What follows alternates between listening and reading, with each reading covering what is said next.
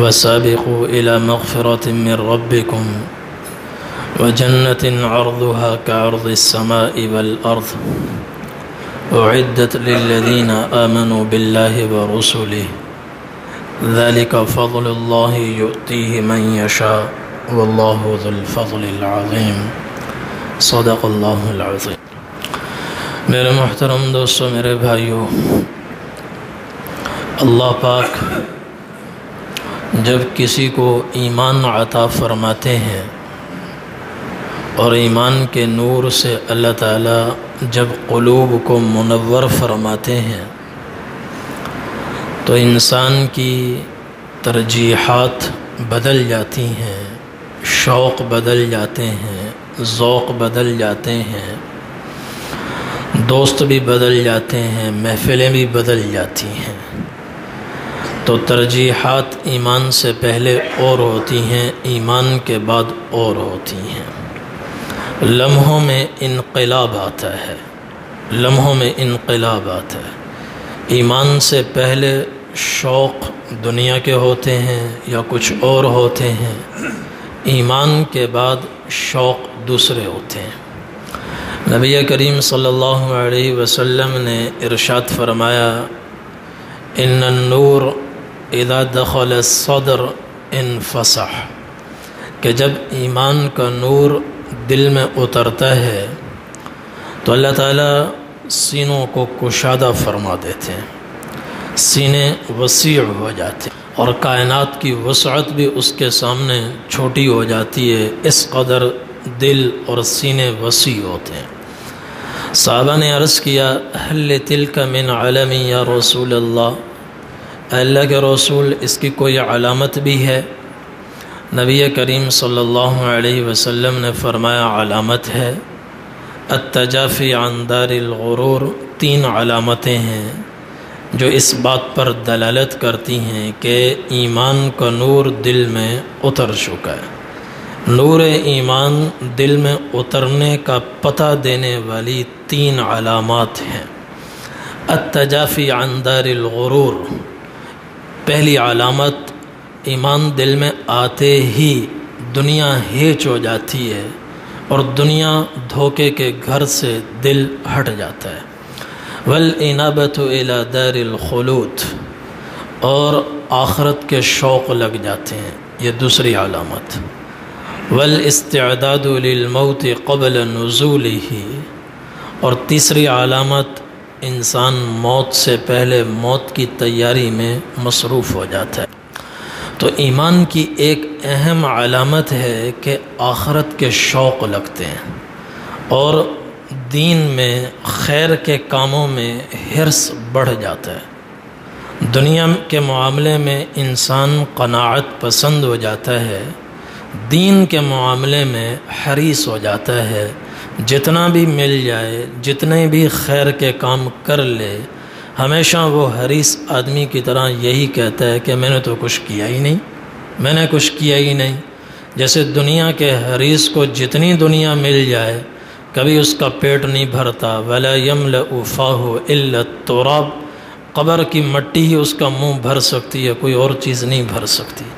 یہی حال دین کے حریص کا ہوتا ہے کہ وہ جتنا بھی کر لے، سب سے آگے بھی ہوگا تو کہے گا میں نے تو کچھ کیا ہی نہیں، میں نے کچھ کیا ہی نہیں۔ اور جن کے پاس کچھ نہیں ہوگا وہ ایک سجدہ کر کے ہی ان کے پاؤں زمین پر نہیں ٹکیں گے، سارے اپنے سوا ساری دنیا کو حقیر سمجھنا شروع کر دیں گے، عبادت کے تکبر میں مبتلا ہو جائیں گے۔ اور جو حقیقی معنوں میں جن کے دل میں ایمان ہوگا اور خیر کی طلب ہوگی، وہ سب سے آگے ہوں گے اور ایسے حریص ہوں گے، کہیں گے میں نے کچھ کیا ہی نہیں، میں تو سب سے پیچھے ہوں۔ تو دین کے معاملے میں اللہ تعالیٰ حرص عطا فرماتے ہیں، اور دین میں حرص مطلوب ہے۔ دنیا کا حرص مذموم ہے، دین کا حرص مطلوب ہے۔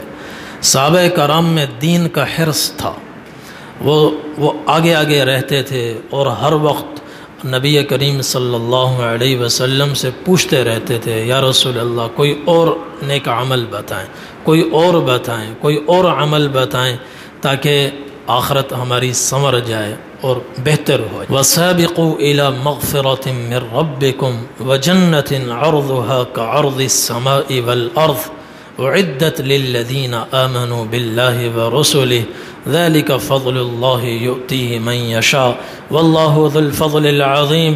اللہ خود دوڑ لگوا رہا ہے. جنت کی دوڑ لگاؤ, اللہ کی مغفرت کی دوڑ لگاؤ, مقابلے کرو. وفی ذالک فلیتنافس المتنافسون. مقابلہ کرنا دوسرے سے تو دنیا میدان نہیں ہے, آخرت کے میدان میں ایک دوسرے سے آگے نکلو اور ایک دوسرے سے دوڑ لگاؤ. صحابہ کرام اسی آخرت کے میدان میں دوڑ لگایا کرتے تھے کہ فقراء مہاجرین, فقراء نبی کریم صلی اللہ علیہ وسلم کی خدمت میں ایک مقدمہ لے کر حاضر ہوئے, شکوہ لے کر حاضر ہوئے. شکوہ کس کا ہے؟ دنیا نہیں ہے, اس کا شکوہ نہیں ہے. پہننے کو کپڑے نہیں ہے, اس کا شکوہ نہیں ہے. پاؤں میں جوتا نہیں ہے, اس کا شکوہ نہیں ہے. گھر میں 3 دن سے چولہے ٹھنڈے پڑے ہوئے ہیں, اس کا شکوہ نہیں ہے. بچے بیمار پڑے ہیں, دوائی کے پیسے نہیں ہیں, اس کا شکوہ نہیں ہے. شکوہ کس بات کا ہے؟ مقدمہ لے کر آئے ہیں کس بات کا؟ یا رسول اللہ قد ذهب اہل الدثور من الاموال بالدرجات العلا والجنت والنعیم المقیم. یا رسول اللہ یہ سارے مالدار لوگ پوری جنت لے گئے, جنت کی ساری زمین پہ قابض ہو گئے, جنت کی نعمتوں پہ قابض ہو گئے, ہم پیچھے رہ گئے, یہ ہم سے آگے نکل رہے ہیں.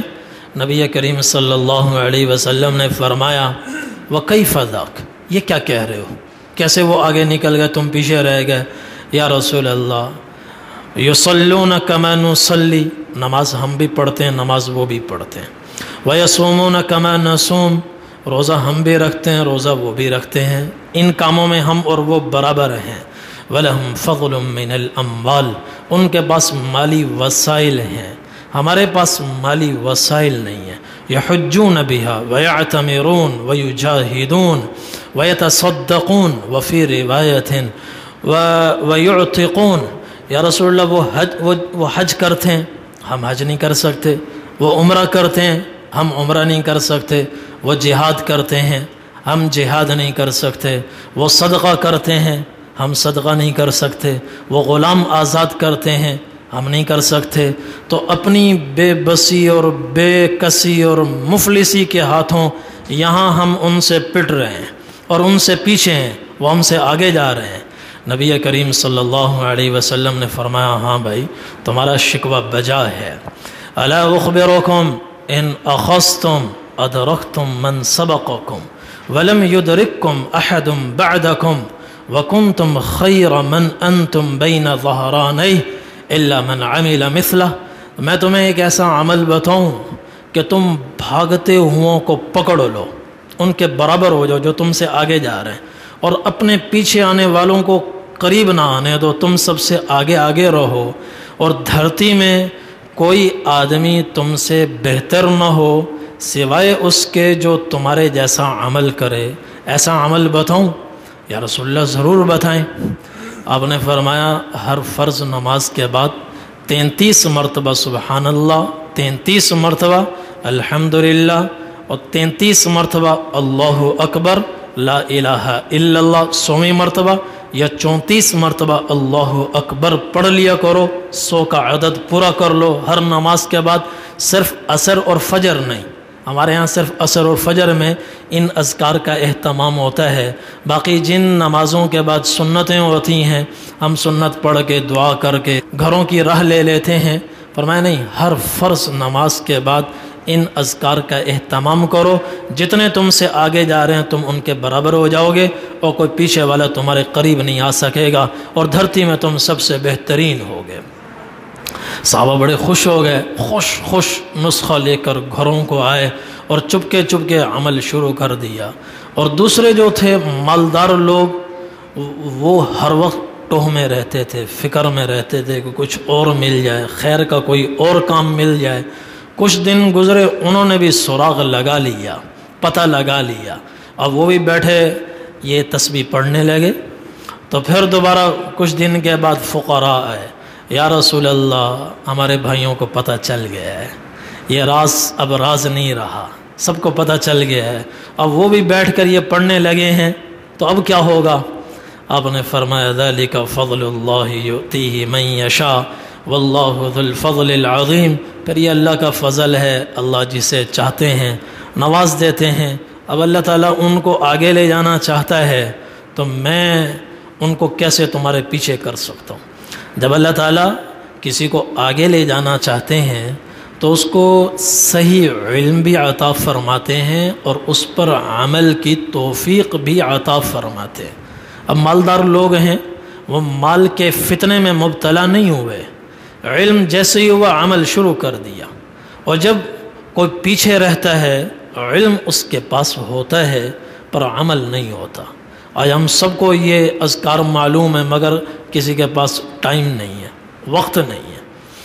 تو جس کو اللہ تعالیٰ نوازنا چاہتے ہیں صحیح علم بھی عطا فرماتے ہیں اور پھر عمل کی بھی توفیق عطا فرماتے ہیں۔ تو صحابہ کرام دین کے معاملے میں ایک دوسرے سے آگے نکلنے کی کوشش کرتے تھے۔ پھر انصار کے دو قبیلے تھے، اوس اور خزرج، ان کے آپس میں مقابلے چلتے تھے، دین کے معاملے میں مقابلے چلتے تھے، اور صحابہ کرام ایک دوسرے کا محاسبہ کیا کرتے تھے۔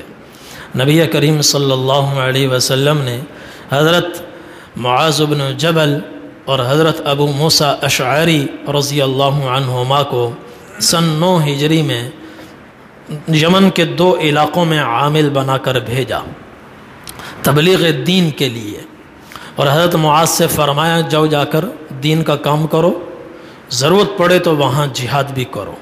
فقاتل من اطاعک بمن اطاعک من عصاک، جو کلمہ پڑھنے والے ہوں ان کو لے کر مخالفین کے خلاف ضرورت پڑے تو جہاد بھی کرو۔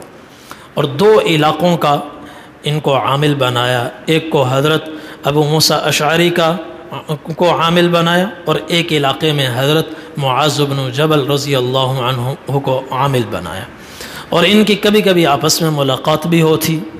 ایک دن حضرت معاذ بن جبل رضی اللہ عنہ حضرت ابو موسیٰ اشعری رضی اللہ عنہ کے پاس آئے، بات چیت ہوئی، ان سے پوچھا کہ کیف تقرأ القرآن، قرآن کی تلاوت کیسے کرتے ہو؟ ایک دوسرے سے سوال جواب ہو رہا ہے، محاسبہ ہو رہا ہے کہ تمہارے معمولات کیا ہیں، کیا کرتے ہو، کس طرح دن گزارتے ہو، رات کیسے گزرتی ہے، دن کیسے گزرتا ہے، ایک دوسرے سے پوچھتے تھے اور پھر اصلاح کیا کرتے تھے۔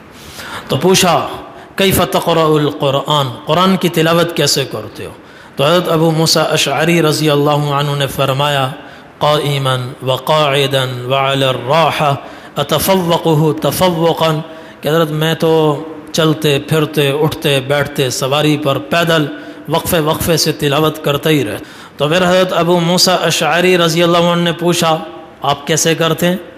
تو حضرت معاذ بن جبل یہ عالم تھے، عالم، اور ایسے عالم تھے حضور نے فرمایا اعلم امتی بالحلال والحرام معاذ بن جبل، میری پوری امت میں سب سے زیادہ حلال اور حرام کو جاننے والے معاذ بن جبل ہیں۔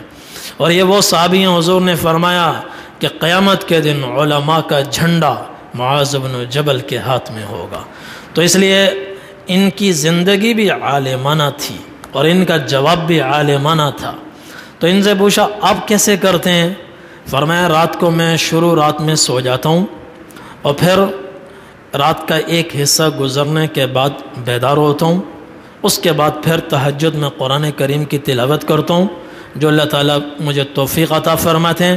پھر اگلا جملہ بڑا اہم ہے، فرمایا فَأَحْتَسِبُ نَوْمَتِي كَمَا أَحْتَسِبُ قَوْمَتِي، میں جو شروع میں سوتا ہوں اس پر بھی میں اجر حاصل کرتا ہوں، اور پھر جو عبادت کرتا ہوں اس پر بھی اجر حاصل کرتا ہوں۔ وہ جو شروع میں سوتا ہوں اس لیے نہیں سوتا کہ مزے لے لوں، اس لیے سوتا ہوں میرے جسم کو راحت ملے تاکہ اخیر شب میں اللہ کی عبادت کروں۔ وہ سونا بھی عبادت کے لیے تاکہ میں تازہ دم ہو جاؤں، اس لیے میں سونے پر بھی اجر حاصل کرتا ہوں جیسا کہ قرآن کی تلاوت اور عبادت پر اجر حاصل کرتا ہوں۔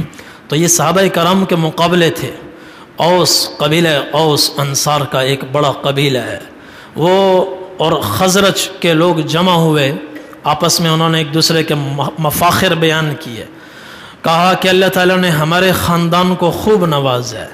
خزرج کہنے لگے اللہ نے ہمارے خاندان کو بھی خوب نوازا ہے۔ اوس کہنے لگے اللہ نے ہمارے خاندان کو خوب نوازا ہے۔ کیسے؟ فرمایا منا من غسلتہ الملائکہ حنظلہ بن ابی عامر الراہب، کہ حنظلہ بن ابی عامر الراہب ہمارے خاندان سے تعلق رکھتے ہیں، ہمارے خاندان میں سے ہیں۔ اور یہ کون سے صحابی ہیں؟ جب شہید ہوئے فرشتوں نے ان کو غسل دیا، فرشتوں نے، مقابلہ ہو رہا ہے اور مفاخر بیان ہو رہے ہیں، گاڑیاں نہیں بتائی جا رہی اور پراپرٹی نہیں دکھائی جا رہی، بینک بیلنس نہیں دکھایا جا رہا، مقابلہ کس پر ہے؟ اس پر کہ ہمارے خاندان میں شہداء زیادہ ہیں، ہمارے خاندان میں یہ حنظلہ بن راہب ہیں جن کو فرشتوں نے غسل دیا۔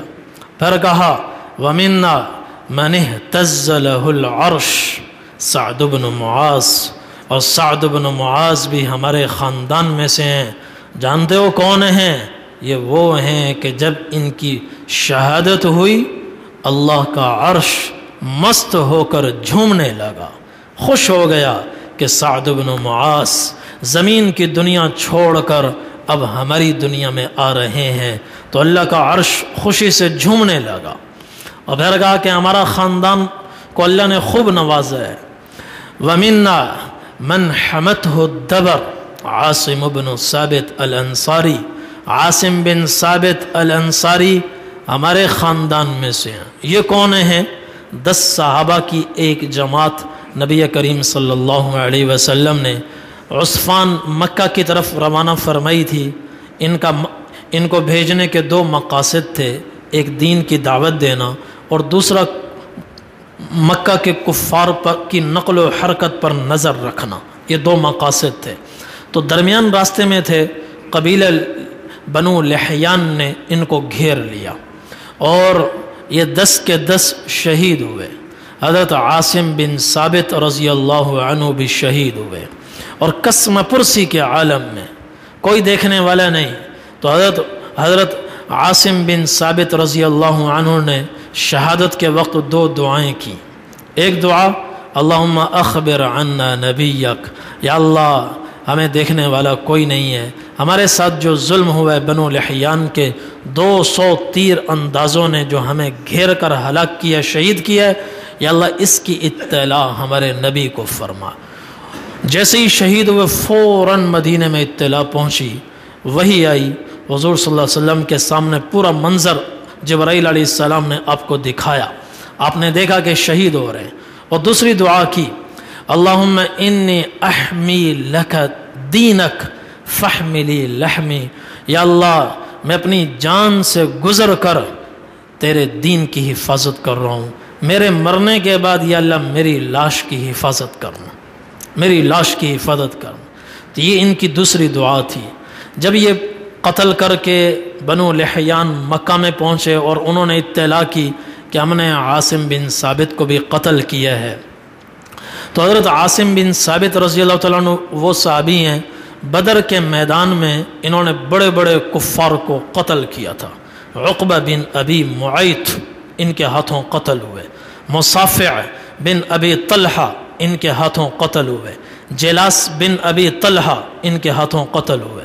تو وہاں جلاس کی بیوی کی ماں نے، اس کا نام تھا سلفہ بنت سعد، اس نے قریشیوں سے کہا کہ مجھے عاصم کا سر چاہیے، میں نے نظر مانی ہوئی ہے میرے 2 بیٹے ان کے ہاتھوں مارے گئے ہیں، میں نے نظر مانی ہے کہ اگر ان کا سر میرے ہاتھ آ جائے تو اس کی کھوپڑی میں شراب ڈال کر پیوں گی۔ تو انہوں نے ایک لشکر روانہ کیا وہاں عثفان کی طرف کہ حضرت عاصم کا سر لے کر آؤ، اور حضرت عاصم رضی اللہ عنہ نے شہید ہوتے ہوئے دعا کی تھی، یا اللہ جیسے میں تیرے دین کی حفاظت کر رہا ہوں میری لاش کی بھی حفاظت کرنا۔ جیسے یہ قریب پہنچے تو اللہ تعالیٰ نے شہد کی مکھیوں کا چھتا بھیجا، اور ان مکھیوں نے ان کو اپنے حصار میں لے لیا، اور اس آنے والے قافلے نے جسم کا کوئی ایک ٹکڑا لینے کی سر توڑ کوشش کی پر ناکام رہے، اور ان کے بدن کو ہاتھ بھی نہیں لگا سکے، اللہ نے حفاظت فرمائی۔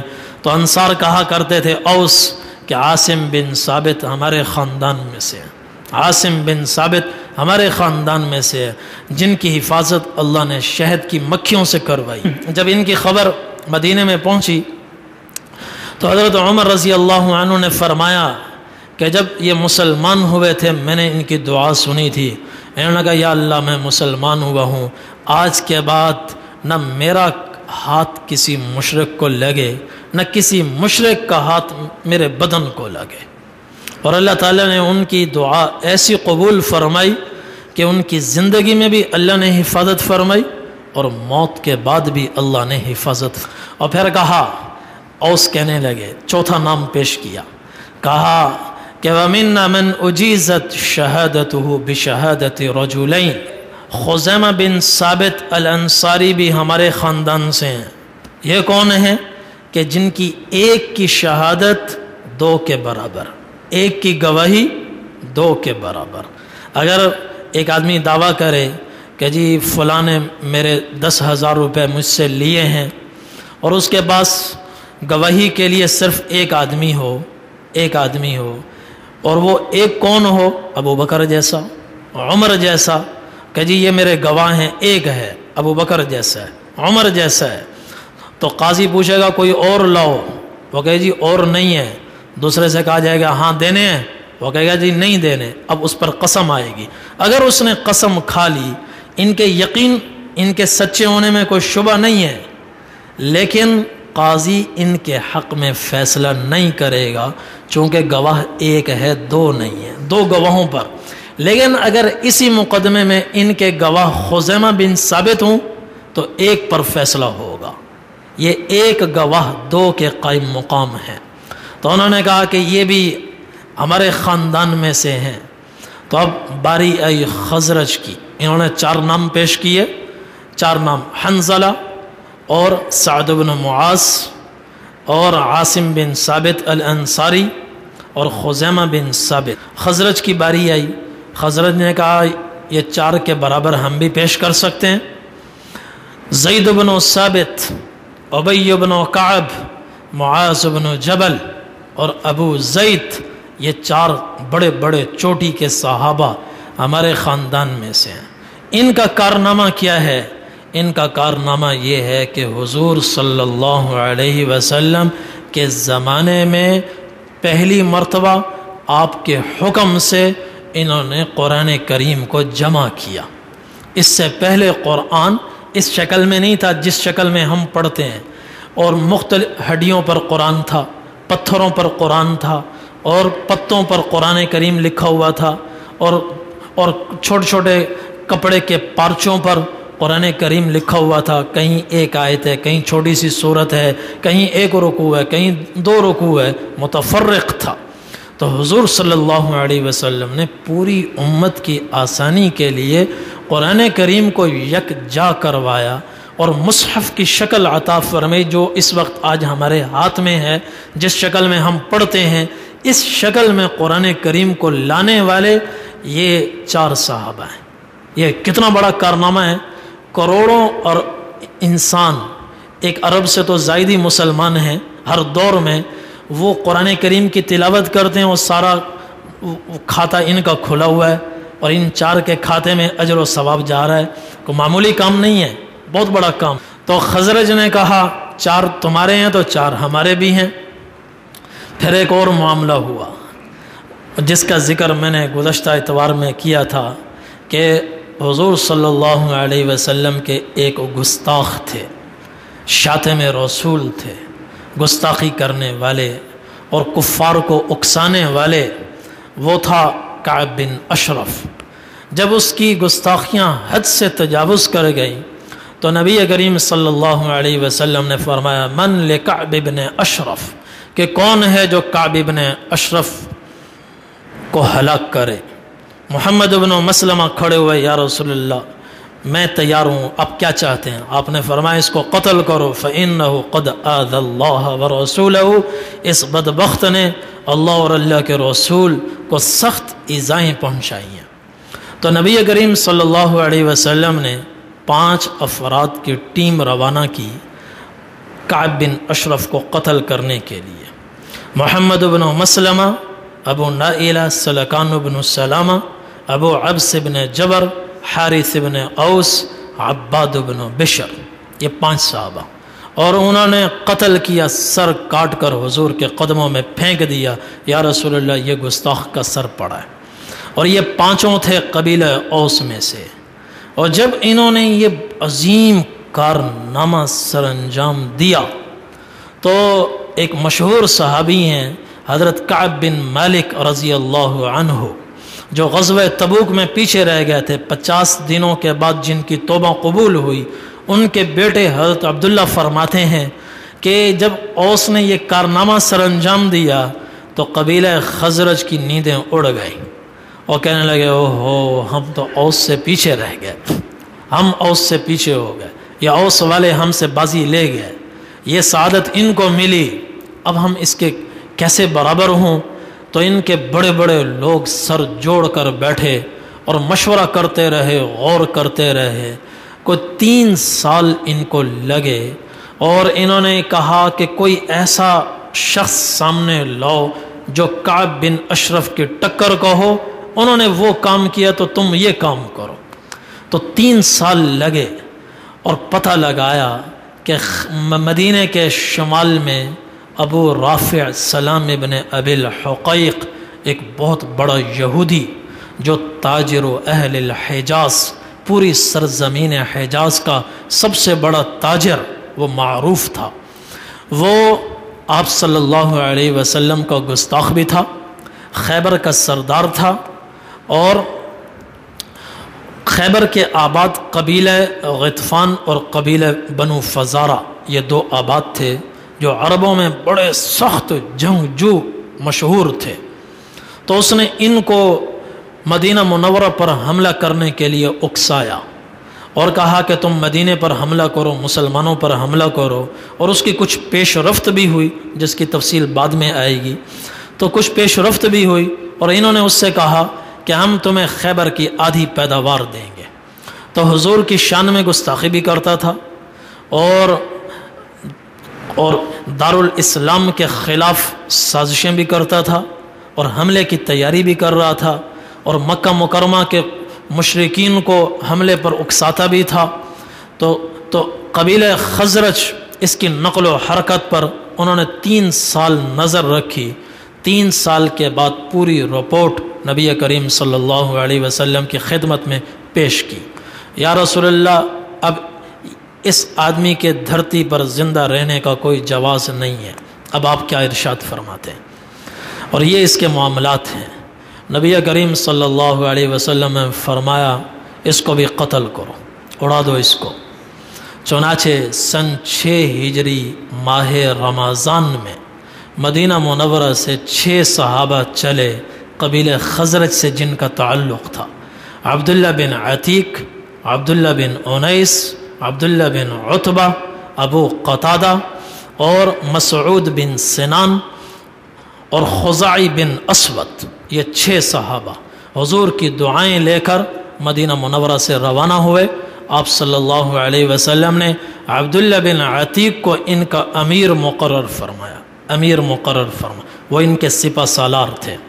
چلتے چلتے جب یہ خیبر کے قریب پہنچے، اس وقت سورج ڈوبنے کے بالکل قریب تھا، تو حضرت عبداللہ بن عتیق رضی اللہ عنہ نے اپنے ساتھیوں سے کہا کہ تم یہاں رکو، میں خیبر کے قلعے میں داخل ہونے کی کوشش کرتا ہوں۔ اس وقت شہر کے چاروں طرف ایک دیوار ہوتی تھی، فصیل ہوتی تھی، شہر پناہ وہ ہوتی تھی، مغرب میں اس کا گیٹ بند ہو جاتا، جو آنے والے ہوتے تھے مغرب سے پہلے پہلے آ جاتے، جو نکلنے والے ہوتے مغرب سے پہلے پہلے نکل جاتے، مغرب کے بعد شہر کا بڑا دروازہ بند ہو جاتا تھا۔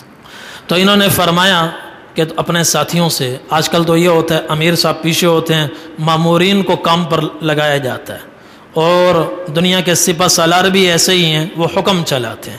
صحابہ کے دور میں، صحابہ میں جو امیر ہوتے تھے وہ سب سے زیادہ کام کیا کرتے تھے، خطرات میں وہی کودتے تھے، خطرات میں وہی کودتے تھے۔ تو حضرت عبداللہ بن عتیق رضی اللہ تعالیٰ نے اپنے ساتھیوں سے کہا تم یہاں رکو، میں اندر قلعے میں داخل ہونے کی کوشش کرتا ہوں۔ تو وہ قلعے کے دروازے کے پاس گئے تو ایک دم اللہ کی مدد آئی کہ وہ لوگ اندر جا رہے تھے اپنے جانور لے کر، اچانک ایک آدمی کا گدھا ہاتھ سے چھوٹ گیا اور بھاگا، تو ایک دم بھگدڑ مچی۔ تو انہوں نے فوری طور پر گدھا پکڑا، اتنے میں سورج ڈوب گیا، تھوڑا سا اندھیرا آ گیا۔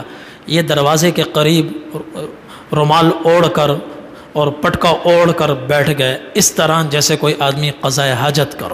اور گدھا لے کر جب وہ اندر جانے لگے تو جو دربان تھا دروازے والا، اس نے آواز لگائی یا عبداللہ ان کنت ترید ان تدخل فادخل۔ دروازہ بند ہونے لگا، اندر آنا ہے تو جلدی آ جاؤ۔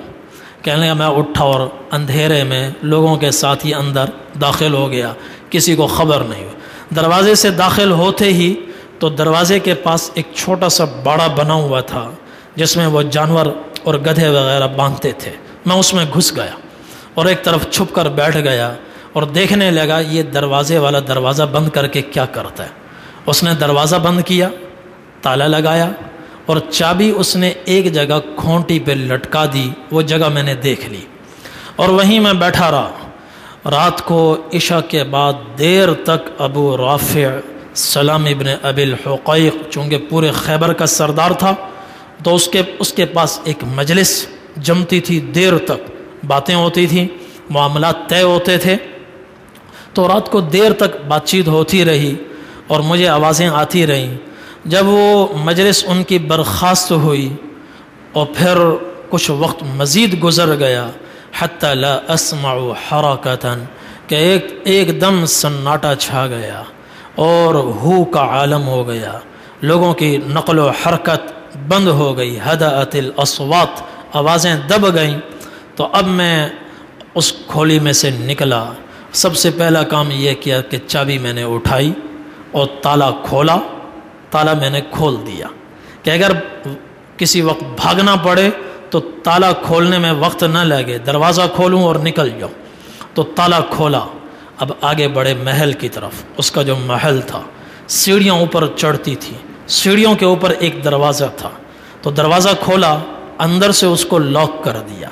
اندر سے اس لیے بند کیا کہ اگر خدا نخواستہ باہر والوں کو میرا پتہ چل جائے تو اندر مجھے اپنی جان کی پرواہ نہیں ہے، لیکن ابو رافع کو نہیں بچنا چاہیے، مشن ادھورا نہیں رہنا چاہیے، اس لیے میں نے تالا لگا دیا کہ باہر سے کوئی اندر نہ آئے۔ تو سیڑھیاں چڑھا، سیڑھیوں جہاں ختم ہوئی اوپر پھر ایک دروازہ تھا، وہ کھولا، اندر سے بند کر دیا۔ پھر اس کے آگے ایک اور کمرہ تھا، ہال میں سے گزر کر ایک چھوٹا کمرہ تھا جس میں وہ اپنی فیملی کے ساتھ سویا ہوا تھا۔ تو وہ اس دروازے تک میں پہنچا، اس کو بھی میں نے بند کیا۔ اب دیکھا کمرے میں، ہال میں گھپ اندھیرا ہے اور وہ سویا ہوا ہے، اس کی فیملی بھی سوئی ہوئی ہے، مختلف افراد سوئے ہوئے ہیں۔ اب مجھے یہ پتہ نہیں ہے کہ یہ بدبخت ہے کہاں۔ تو اللہ تعالیٰ نے ذہن میں ترکیب ڈالی، میں نے کھڑے ہو کر آواز لگائی یا ابا رافع، ابو رافع۔ اس نے کہا من ہوا، کون ہو؟ بس یہ لفظ میرے لیے کافی تھا۔ اس آواز کے سمت پر میں لپکا اور جا کے میں نے تلوار کا وار کیا، وہ بچ گیا۔ تلوار زمین سے جا ٹکرائی اور اس کی چیخ نکلی اور وہ ادھر ادھر ہو گیا۔ تو میں فوراً باہر نکلا، 1 منٹ میں نے انتظار کیا، پھر میں اندر آیا، آواز بدل کر میں نے کہا یا ابا رافع من ہوا، ابو رافع یہ کیا ہے، یہ میں کیا سن رہا ہوں؟ اس نے کہا کوئی آدمی میرے کمرے میں گھس آیا، میری جان لینا چاہتا ہے۔ یہ آواز میں نے سنی، پھر اس آواز پر میں حملہ آور ہوا، پھر میں نے اندھیرے میں اس پر حملہ کیا تو وہ زخمی ہوا مگر پھر میرے ہاتھوں سے پھسل گیا۔ تیسری مرتبہ پھر میں باہر نکلا، پھر میں آیا آواز بدل کر اس طرح جیسے میں اس کی جان بچانا چاہتا ہوں۔ میں نے کہا یہ کیا میں سن رہا ہوں، شور سنائی دے رہا ہے۔ اس نے کہا کوئی آدمی میری جان لینا چاہتا ہے۔ تیسری مرتبہ میں جب اس پر چھلانگ لگائی، سیدھا اس کے اوپر جا کے میں چڑھ گیا اور تلوار میں نے اس کے سینے میں اتاری اور پھر میں نے تلوار گھمائی اور اندر سے ہڈیوں کے ٹوٹنے کی آواز آئی اور وہ میرے نیچے تڑپنے لگا یہاں تک کہ وہ ٹھنڈا ہو گیا، اور جب مجھے یقین ہو گیا کہ یہ مر گیا ہے تو پھر میں اٹھا اور دروازے کھولے، پھر سیڑھیوں سے نیچے اترا۔ چلتے چلتے جب آخری سیڑھی پر پہنچا تو چاندنی رات تھی، میں یہ سمجھا کہ شاید زمین آ گئی ہے، لیکن ابھی ایک سٹیپ باقی تھا۔ تو زمین سمجھ کر جو میں نے پاؤں رکھا تو میرے جسم کا توازن برقرار نہیں رہا، میں گر پڑا اور اس زور سے گرا کہ میری پنڈلی بھی ٹوٹ گئی، اور پنڈلی اور پاؤں کے درمیان جو ٹخنوں کا جوڑ ہے یہ بھی ٹوٹ گیا اور سخت تکلیف ہوئی۔ تو میں نے پھر اپنا پٹکا اتارا، پگڑی اتاری، اس سے میں نے اپنا پاؤں اور ٹانگ باندھی اور پھر لڑکتے لڑکتے میں دروازے تک پہنچا۔ وہاں جا کر پھر میں بیٹھ گیا، میں نے کہا پتہ نہیں وہ مرا بھی ہے کہ ابھی زندہ ہے، پہلے یقین حاصل کر لینا چاہیے کہ وہ مرا ہے یا زندہ ہے۔ بیٹھا رہا یہاں تک کہ صبح کی پاؤں پھٹی اور مرغ کی بانگ کی آواز مجھے سنائی دی، اور تھوڑی دیر کے بعد ایک آدمی محل کی چھت پر چڑھا اور اس نے زور سے آواز لگائی کہ یا اہل خیبر انعا لکم ابا رافع تاجر اہل الحجاز، اے اہل خیبر میں تمہیں خبر دے رہا ہوں، ابو رافع تاجر اہل حجاز کو مار دیا گیا ہے۔ کہ میں نے اللہ کا شکر ادا کیا، دروازہ کھولا اور پھر گھسٹتے گھسٹتے اپنے ساتھیوں تک پہنچا تو وہ انتظار میں کھڑے ہوئے تھے، اور انہوں نے مجھے سہارا دے کر گھوڑے پہ بٹھایا اور پوچھا کیا ہوا؟ میں نے کہا بس اللہ تعالیٰ نے ہمارے مشن کو کامیاب فرما دیا، اور پھر ہم وہاں سے دن رات ایک کر کے چلے، مدینہ طیبہ میں پہنچے، نبی کریم صلی اللہ علیہ وسلم کو اول سے اخیر تک پوری کارگزاری سنائی۔ آپ صلی اللہ علیہ وسلم بڑے خوش ہوئے، آپ نے دعائیں دی، پھر آپ نے فرمایا ابسط رجلک، وہ پاؤں جو تمہارا ٹوٹ گیا ہے، ٹانگ ٹوٹ گئی ہے، وہ کہاں ہے؟ میں نے کہا رسول اللہ یہ، آپ نے فرمایا پاؤں آگے بڑھاؤ، میں نے پاؤں آگے بڑھایا، فمسحھا، آپ نے بس ایسے ہاتھ پھیرا، فرمایا فلم اشتکیھا قط، اس کے بعد کبھی میری اس ٹانگ میں تکلیف نہیں ہوئی، یہ ٹانگ دوسری ٹانگ سے بھی زیادہ مضبوط ہو گئی۔ حضور صلی اللہ علیہ وسلم کے ہاتھ کی برکت سے اللہ تعالیٰ نے صحت عطا فرمائی۔ صحابہ کرام کے اس طرح مقابلے ہوتے تھے، مفاخر ہوتے تھے، خیر کے کاموں میں وہ ایک دوسرے سے بڑھ چڑھ کر حصہ لیتے، اور یہ ہمارا سیرت طیبہ کا مستقل ایک سلسلہ چل رہا ہے۔ اب ہم انشاءاللہ خیبر پہنچ گئے ہیں، اگلے ہفتے خیبر سے جو عالم اسلام کے خلاف سازشیں ہوتی تھیں، نبی کریم صلی اللہ علیہ وسلم نے ان سازشوں کے قلع قمع کرنے کا فیصلہ فرمایا۔ اگلے ہفتے انشاءاللہ اگلے درس میں خیبر کی فتح سے متعلق احادیث اور سیرت طیبہ صلی اللہ علیہ وسلم کا اسوہ آپ کی خدمت میں پیش کیا جائے گا۔ اللہ تعالیٰ ہم سب کو توفیق عمل نصیب فرمائے۔ وآخر دعوانا